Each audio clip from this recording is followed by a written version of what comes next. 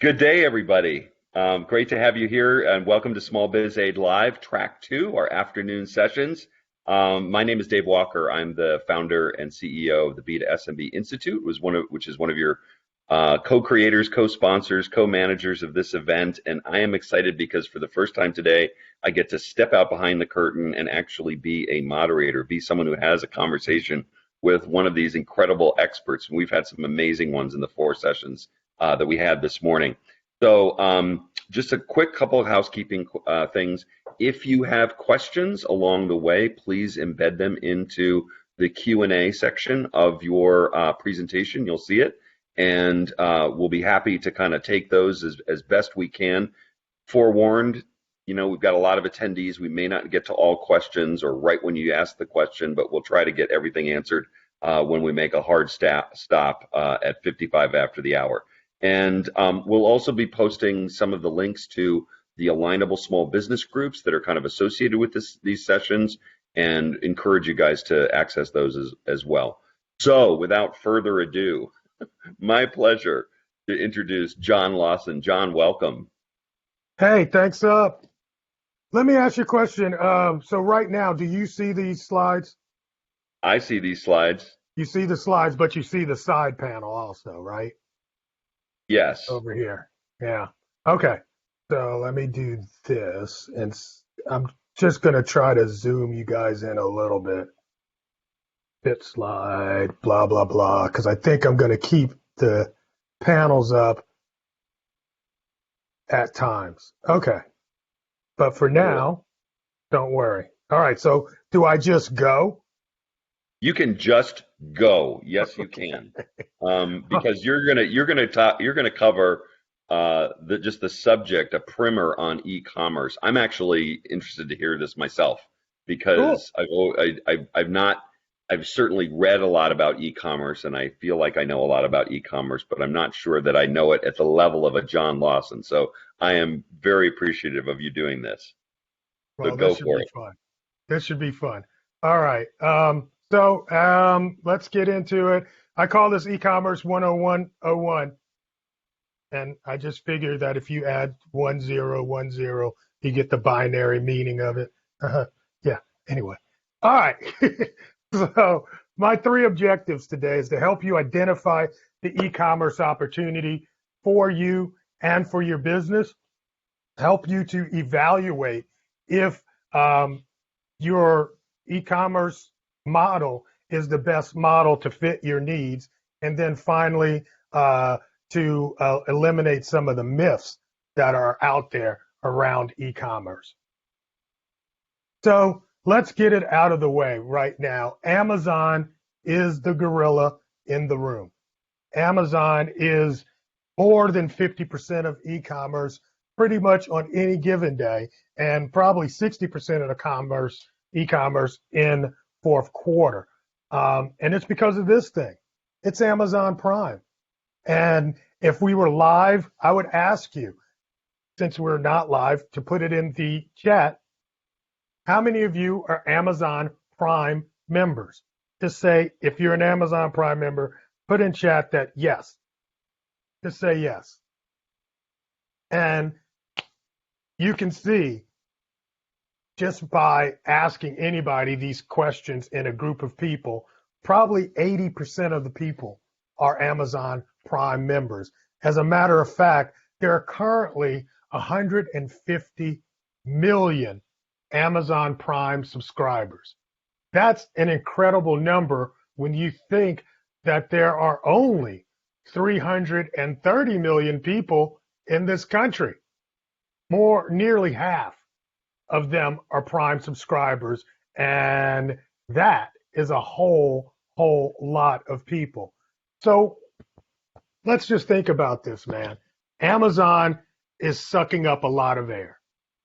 Amazon is a 1.6 trillion, sorry, not billion, $1.6 trillion company. And that might make you say, wow, but the real deal is we have no idea what $1 trillion actually is. We throw out words like $1 million, $1 billion, $1 trillion.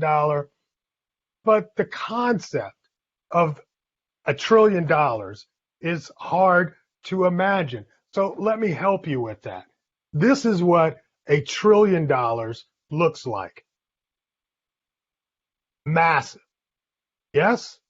And each one of those squares that you see represents a pallet, a 4x4 pallet full of $100 bills stacked 4 feet high. That's what $1 trillion looks like in $100 bills. And Amazon is a $1.6 trillion valuation company. Look at Amazon versus Walmart.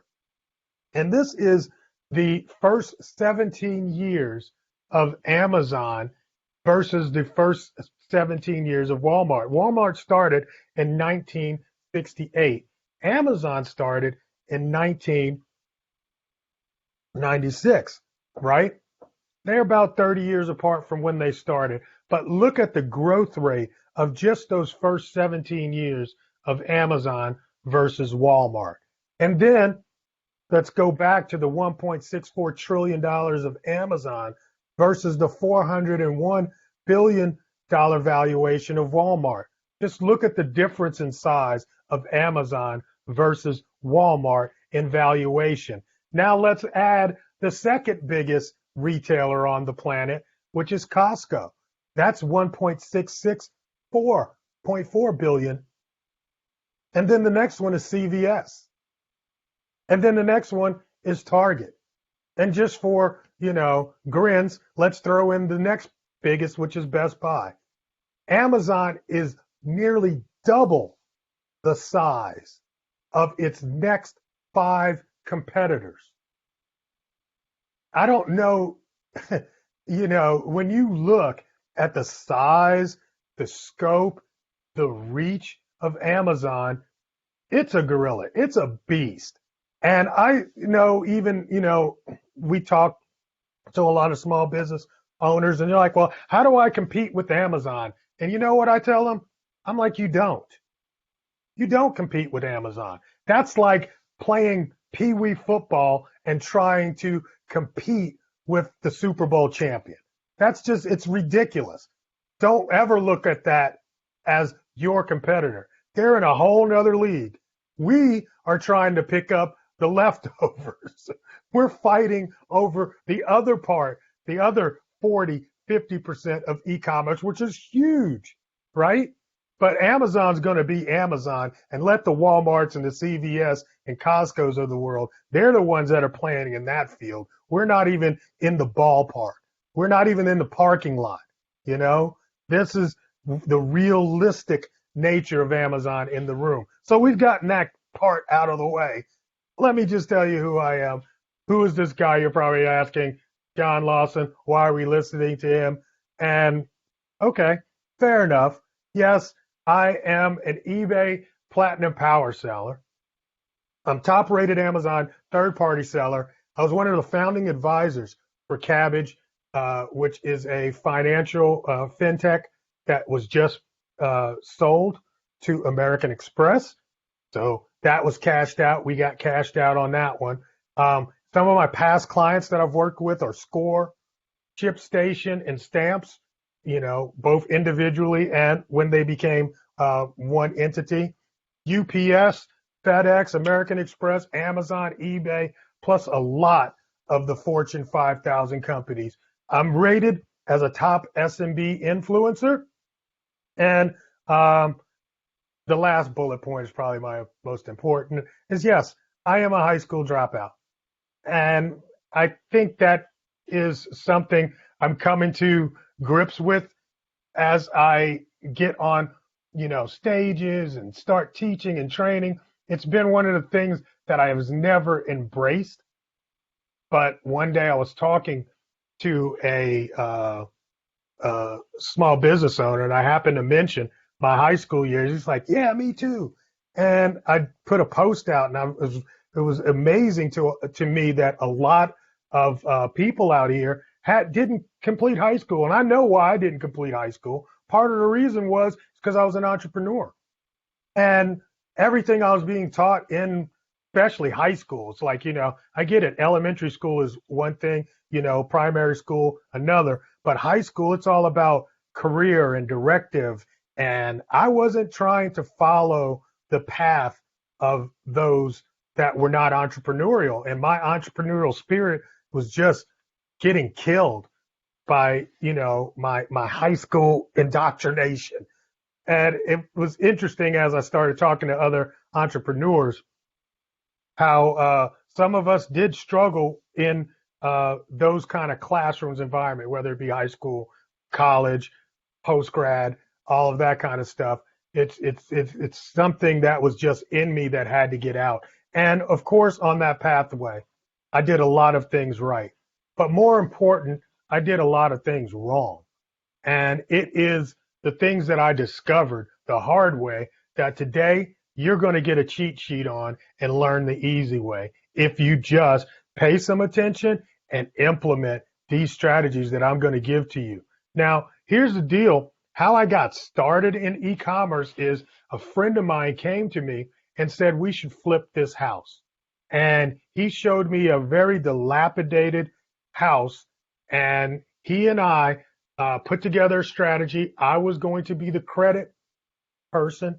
He was going to be the boots on the ground, making sure the management of the project was on point. And I basically was working a full-time job. So all I had to bring to the table was my signature. And we ended up not flipping. We ended up changing this house, turning this house into a very presentable, beautiful building. The problem is that when I went walking through the house, it was actually on the corner of Joseph E. Lowry Boulevard and Martin Luther King Jr. Boulevard here in Atlanta, Georgia.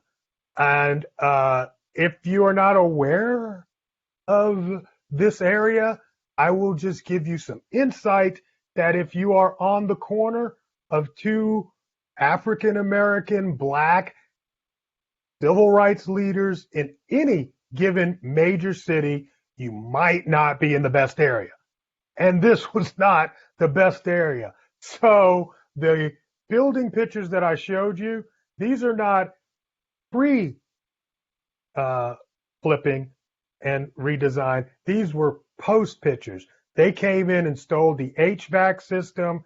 They stole all the kitchen appliances, and the house looked worse than it ever did when we first went in. They literally ripped out the piping. It was just not a good time and area to do what we were trying to do. And this was back in the early 2000s, right? So I went through that place and I saw all of this basic devastation. I was like, man, what the heck? What's going on? And it really took me for a loop because I was the guy that was financially responsible. And here I am working my $50,000 job, a year job. And all of a sudden I don't know. I don't know how to explain it. I can just show you how I felt. If you ever felt like you've got some weight on your shoulders and the water line is just at your top of your lip, it's you barely gasping for air and you've got the weight on your shoulders and you feel like you're going under, that 100% was how I was feeling. And so a friend of mine came to me, and one day I'm chatting with him about this extra burden that I have of a second mortgage and a balloon loan that's about to come due. And he said, why don't you start selling stuff on eBay? And I was like, eBay? Can I really do a business on eBay? And he's like, yeah, you can sell pretty much anything on eBay. And I was an IT professional, and I worked for Accenture, and they gave us a book stipend that we could use to buy tech books. And so I had a bunch of tech books, and I started selling those tech books online on eBay. And that is how I got into e-commerce. Again, this was early in 2001, 2002 era, but it started working. And I was able to make the house note for many, many months. And it was doing pretty well till I ran out of books, of course. And then I started looking for other things to sell. And one morning, I'm in Waffle House, I'm reading the newspaper, and inside of those things we used to use called newspapers, there is this sales circular. And the Sunday ads were having all of these deals. And one of the deals was a coupon for, or not even a coupon, it was an offer for free printers. And this is back when Office Max, Staples, Circuit City, all of these guys that Amazon literally put out of business, all of these guys were trying to compete for business. And what they were doing is they would give out printers, because you don't really sell printers. They're always selling the inks, right? They just give you the printer free after rebate. And then that way, only their ink would fit into that printer. So it would get you hooked on the ink if you own the printer. So I got the smart idea of, what if, since I already knew about eBay, what if I opened the boxes, took the starter cartridges out, right? So I take the ink out, put the printer back in the box, and I would sell the box printer as an open boxed printer. So somebody would get the printer really cheap because it was an open box thing with no ink cartridges. And then I would sell the ink cartridges separately. And all of that I was actually getting for free because it was a free after rebate offer. And I ended up selling lots and lots of printers. And I would run around to those office supply stores to get my supplies of printers to sell on eBay. I'm going somewhere with this. This is going to make sense in a minute. So after I would buy them, open them, separate them, I had gotten so much affinity with some of the stores. I started learning, meeting people and the managers and the so-and-sos at those stores. And that year, a toy came out, Tickle Me Elmo. And it went into stores in September and sold out within like a week. And I was like, what the heck? Why is this doll so popular? But one thing I did know is that this was going to be the toy of the year. And so I called up all my buddies at the office supply stores. I said, hey, when you get that Tickle Me Elmo in again, let me know. Just give me a call. I'm going to come over and grab a couple. Well, they gave me a call, and I went all around my city and bought as many Tickle Me Elmos as I possibly could. I ended up filling in my entire van full of Tickle Me Elmos. And I held those Tickle Me Elmos from that October drop all the way until a couple of weeks before Christmas. And I was able to sell these on Amazon. Sorry, it was eBay back then. On eBay for $300 a piece for a doll that cost $29.95. And I took that money and those profits and I rolled it in to Dell computers. And I would find Dell computers in their Dell outlet store at a low cost because they were the outlet refurbs. And I would take those and resell those on eBay to the point where we became the #1 seller of Dell used computers on eBay. Dell Outlet had its own store on eBay, and we were beating them. When you would type in Dell, our name, our products, and our pictures would come up first. So we were selling their refurbs, and of course using the pictures from Dell because it was their computers. And I got a cease and desist letter from Dell.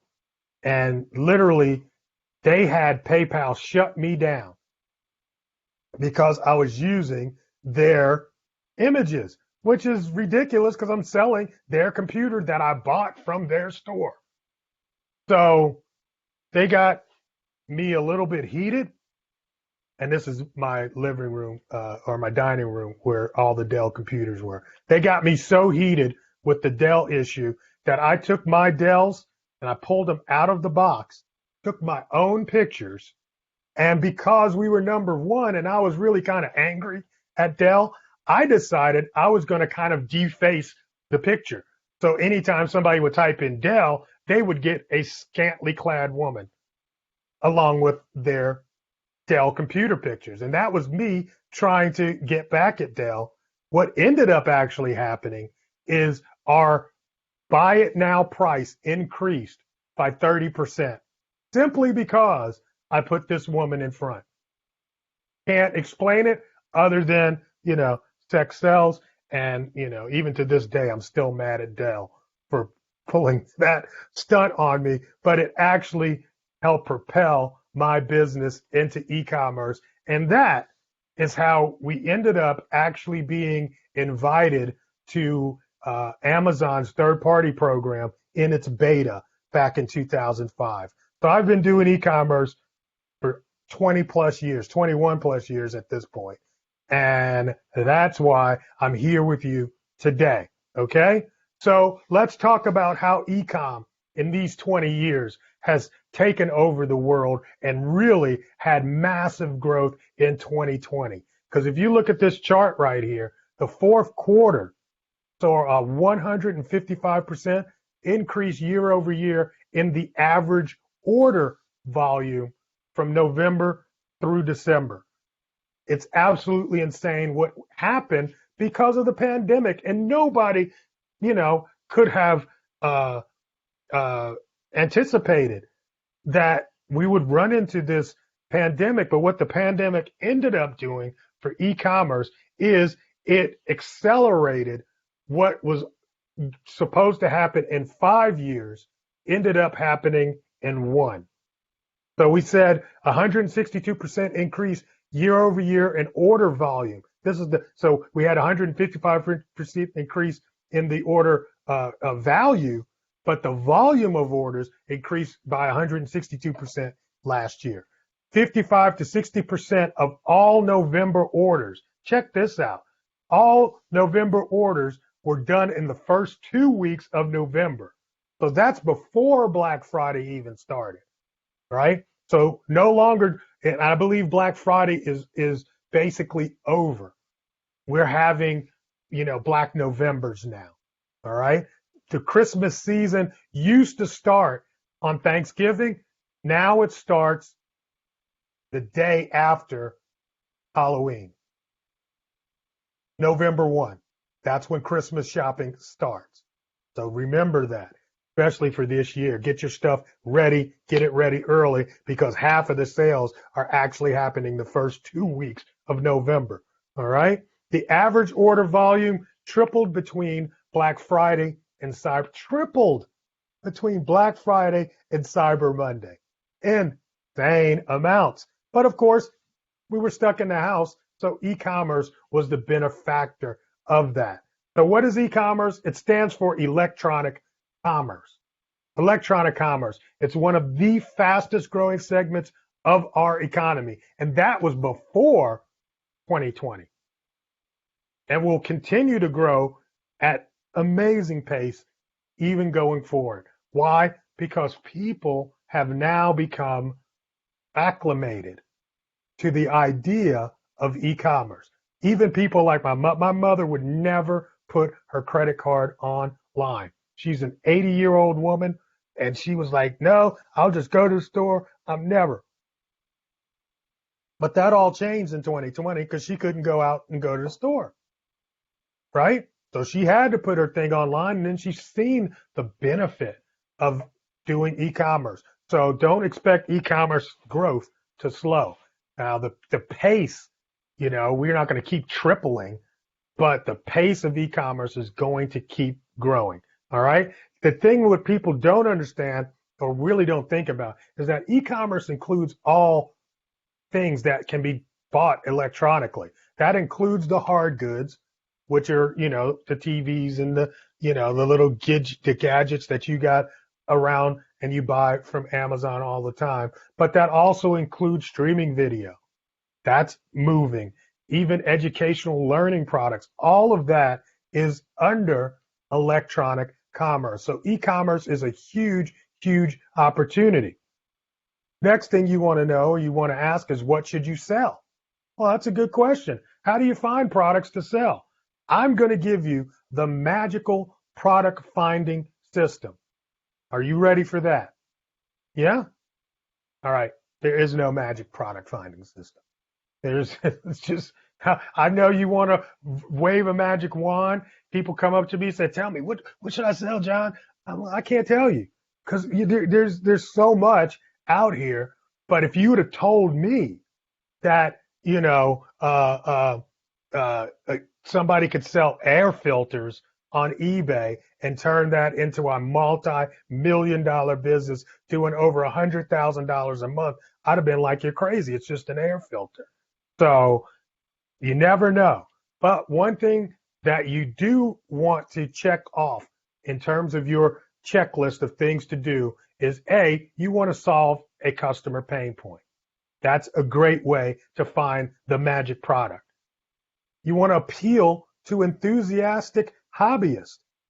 If people are into something and they're enthusiastic about it and you hit that niche for people, I've seen a product that is simply a hand glove. It's not even a whole glove. It just covers the top of your hand, right? Like from the fingers down to the thumb, and it comes across there, and it's like a tape, but it's not a tape. It's a reusable hand cover. But that is and they've marketed to what are those guys that like to do? See, I just lost my brain. CrossFit. So it's a CrossFit trainer's hand protection for when they're throwing up the bars and doing all their push-ups and pull-ups and all that, right? That thing is right now doing over $1 million for basically a piece of stretchy tape, right? But it appeals to hobbyists. That's their hobby, and they're enthusiastic about it. It's turning it now, what was just a hobby is now turned into, Olympic-sized events and venues. So that's, if you can appeal to those kind of people that are enthusiastic about something, then that's a great product. Personal passion. A little bit different. It might be your passion. It might not be other people's passion. But if you dig deep enough and you find products that will work and you find that there's a big enough market of people that share your same passion, then that product will work for selling them, and you're finding a magic product there. All right. How about some of the things that are your professional expertise and professional experience?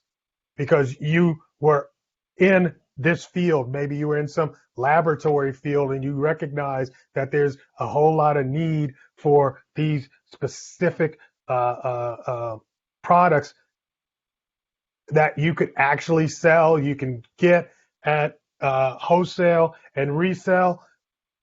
You can make a whole lot of money. I don't want to say PPE, but PPE made a whole lot of money at the beginning. And I'm sure, there's people that were selling PPE because they were just selling PPE before, right? But all of a sudden, everything, all their stock was dried up, right? But they got into PPE simply because of their professional experience. Yeah? All right. And of course, capitalizing on trends. Trending products is one thing, but trends are another, right? It's like black natural hair care it was a trend 10 years ago, right? But it was a fad 10 years ago, but today it's a trend. So oftentimes, yes, there's a lot of money that can be made in fads, but fads wear out. Trends last way longer. All right. So if you can capitalize and find trends early in the stage, you can make some money. Now let's talk about the differences between private label versus wholesale. So these are two different ways that you can put your e-commerce business together. And people ask me, well, which one's better? It doesn't matter. But the grass is always greener on the other side. So private label people want to move into wholesale, and wholesale people want to move into private label. Why? Is because they just feel like the grass is always greener. But I'm telling you, pick a lane, stick in it, you'll make a good amount of money if you do it right. So what is private label?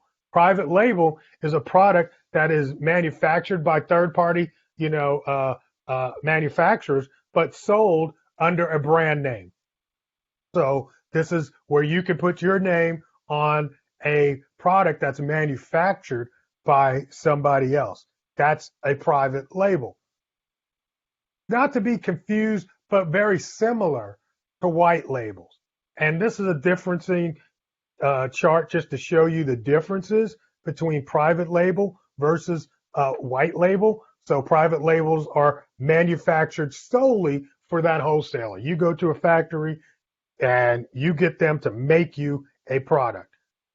That's private label. White label are products that already exist that might be sold to multiple, vendors, and they'll just put your label on it.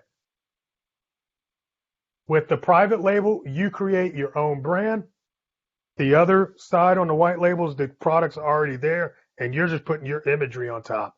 Of course, with private label, you can change it, make it any way you want.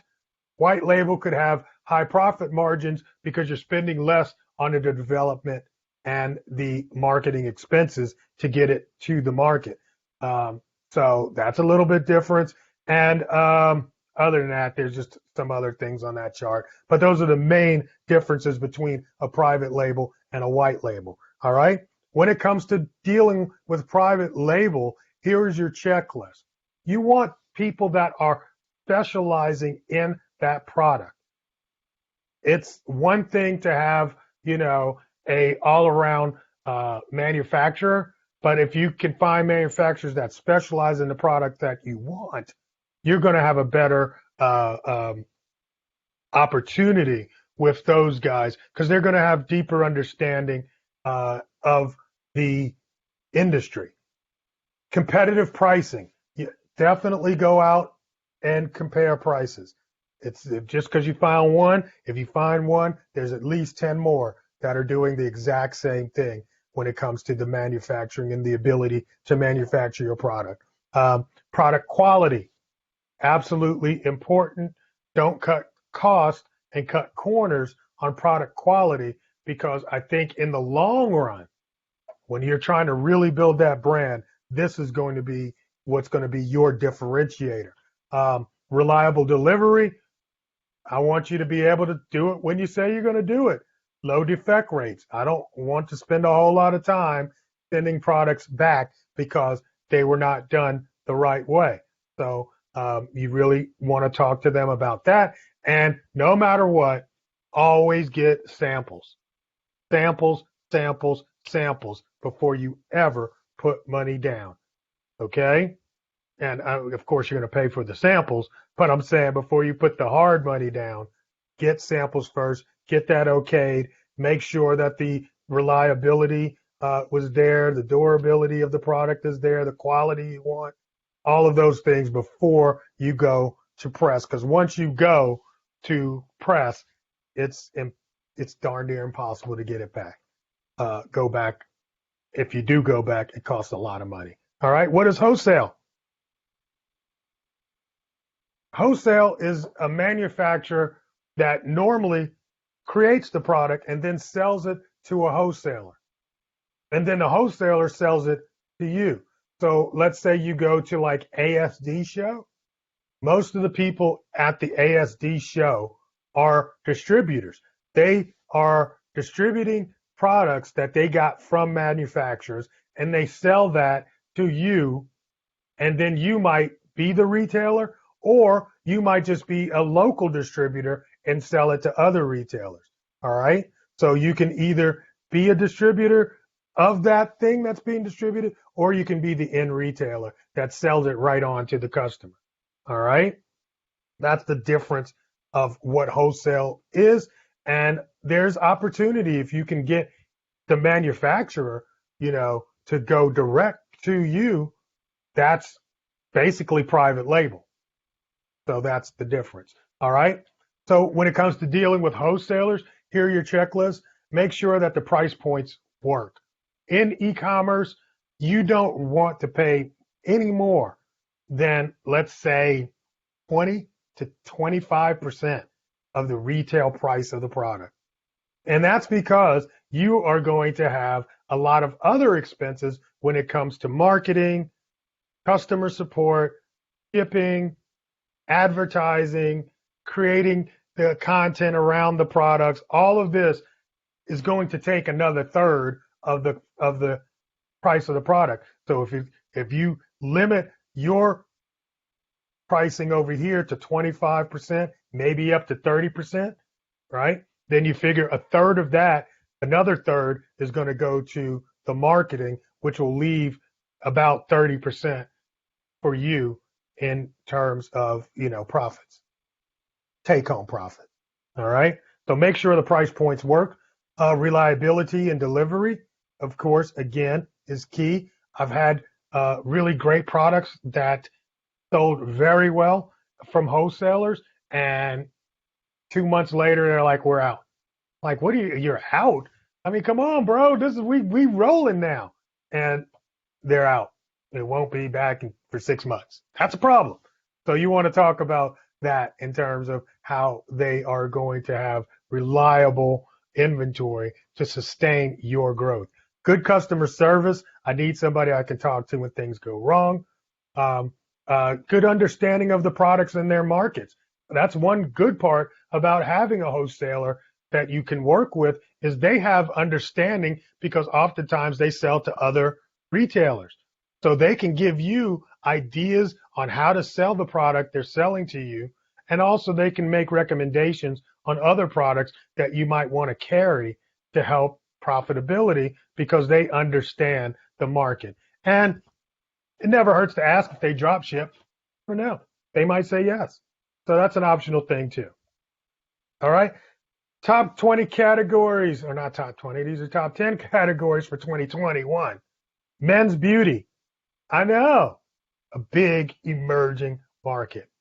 Men's face, skin, health, all of that is really a huge market in 2021. Home exercise, obviously.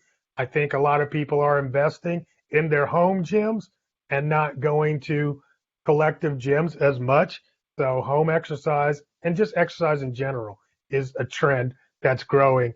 So home exercise equipment is a big opportunity. Natural feminine products, big opportunity right now. And natural pet care, big opportunity right now.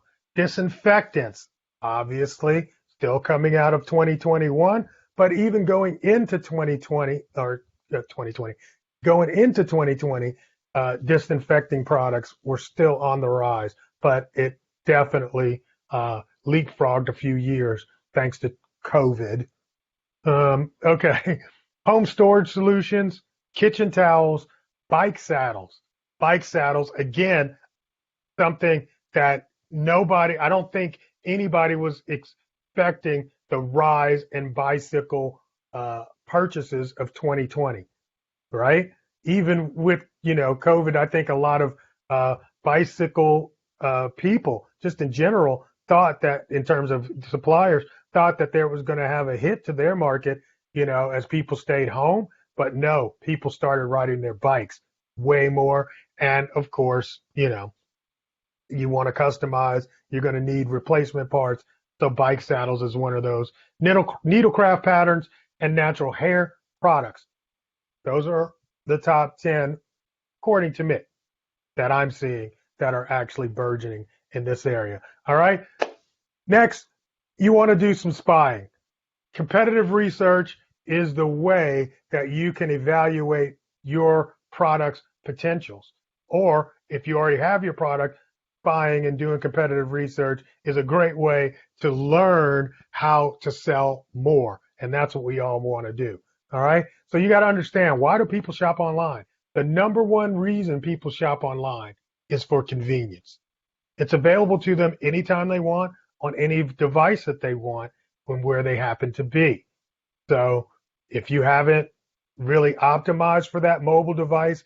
You're like, oh, we're there. We got a store. It shows up. I'm telling you, optimize it.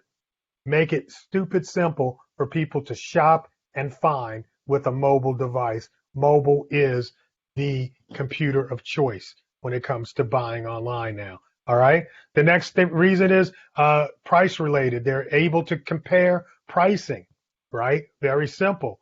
And of course, they think and feel that online prices are better because there's less overhead. They do it to save time, for the convenience, and not having to go out. And then these other things. But understand those reasons why people shop online will help you to get in line with what you prioritize for your e-commerce business to make it so that it becomes a convenience for that customer. And this is a great quote from Jeff. He says, your margin is my opportunity. What he's talking about is, if you think about it, Amazon has removed a lot of layers when it came to getting product to customers. So products are manufactured, and with the manufacturer has a margin on the product cost, the cost of the raw materials to make the product. The manufacturer makes a percentage on that margin, right? And then the distributor is the person the manufacturers sell it to. The distributor puts profits on that, and that becomes their margin. The retailer also puts a profit on top of that, and then the customer pays it. And Bezos is recognized that if we cut out some of these middlemen, that is an opportunity for Amazon. And you and I have that exact same opportunity. If we can find where the product is manufactured and go direct to that manufacturer, the profit margin for the distributor and the retailer, we can take that and turn that into savings for the customers, which becomes our opportunity. All right. How do you spy on your competition? Follow their blogs. You should definitely be listening to everything your competitors are saying. Get on their mailing list, follow their blogs, get on their social media, track their brands by using, Google Alerts. So put all of your competitors inside of a Google Alerts folder, and every time they have something that's coming out, their press releases, or anytime they're mentioned, or anytime there's a link back to them, you get that notification so you can see what's going on. It's just invaluable information and data. Find the technology that they're using. There's a site called Built With. Built, BUILTWITH, Built With. And see what technology they're using on the back end to make those images pop up and that little thing in the bottom right-hand corner sign up box work. If you put their site into Built With will tell you what technology stacks they're using. Check out their keywords. You can see that on each individual page by going to the source of the page, right? And you can see the keywords they're putting in there, but also you can start taking these individual pages and putting them in Google for page ranking as well, what keywords are ranking there as well. Check their SEO, research on their ads, Facebook ad network. You can look at all of the Facebook ads for any given page that is advertising on there. Use that to help inspire you for your advertising. Read product reviews. If there's products that are being sold on Amazon or any other product market, usually not working that well on their own because they don't leave the negative reviews, but any place where they're getting real reviews and unedited, you can read the negative reviews to find out what are some of the shortcomings of their products to make your product even better, right? And then, of course, you can check backlinks. Who's talking about them gives you an idea of who might talk about you. All right, setting up your store. I got to move fast. Look, there's 3 different business models for setting up your store. They're self-hosted, cloud-based, and marketplaces. I want to talk to you about the self-hosted stores first. That is things like WooCommerce, Magento, PrestaShop, things like that. And if you look at this chart on the right, the number one self-hosted platform or number one platform in general for e-commerce stores, actually WooCommerce. WooCommerce is the number one. Yes, Shopify screams the loudest. They're the squeaky wheel of the bunch, but WooCommerce is kicking butt, right? And they are a WordPress site, pretty simple to set up. And actually, I'm going to help you with that in just a moment. All right. So that's the self-hosted platforms. What are the pros and cons? The pros are it's open source, it's scalable, most of it's free, it's very powerful, it'll grow with your company. You can customize it, make it do exactly what you want, and make it look exactly like you want it to look, and you own everything. It's pretty much. I mean, it's still got to be hosted somewhere, but you pretty much own the platform. The cons about it is, hey, you own the platform. So security and maintenance, that's on you. Not like that's a big deal, because there are services and things that you can utilize to keep your sites secure. And SSL is pretty much everywhere today, secure socket linking. So that's pretty easy to do now. But you own it, and it may cost you a lot to set it up when you want to make changes and really make it look and act the way you want. The next is cloud-based.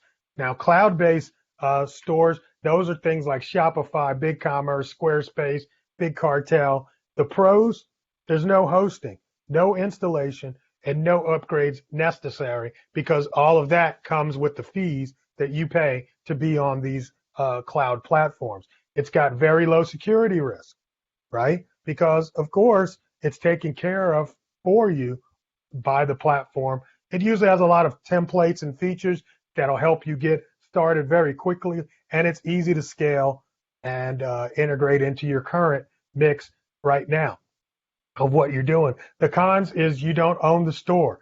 Somebody else has the key to your store, and if they find you in violation, they have the ability to shut you down, and that does happen. That does happen. It's got limited customization, because that's how they get quick to market, is they don't let you customize every single piece of it. It's sort of like, the Apple iPhone. There's only so much you can do with customization there, because it's on that system. It's usually higher cost because it's all inclusive, and you do rely on external support. So if something goes down, you're not able to get your team in there to fix it. You have to wait for a support ticket to go through. All right. And then finally, marketplaces. You're very familiar with these. These are the Amazon, eBay, Etsy's of the world. The pros, you can start up real quick, right? In an afternoon, you can get your store up and running. It's got a built-in audience of active buyers. Millions and millions of people know these platforms, go to these platforms already. It's a familiar buying experience. Those people that are there understand what they're supposed to get, and so they feel comfortable there. They trust that marketplace, and there's very little financial risk for you up front.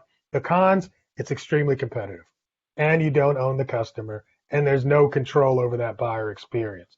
So that's, when it comes to choosing, these are your three options. All right, let's talk about SEO and keywords.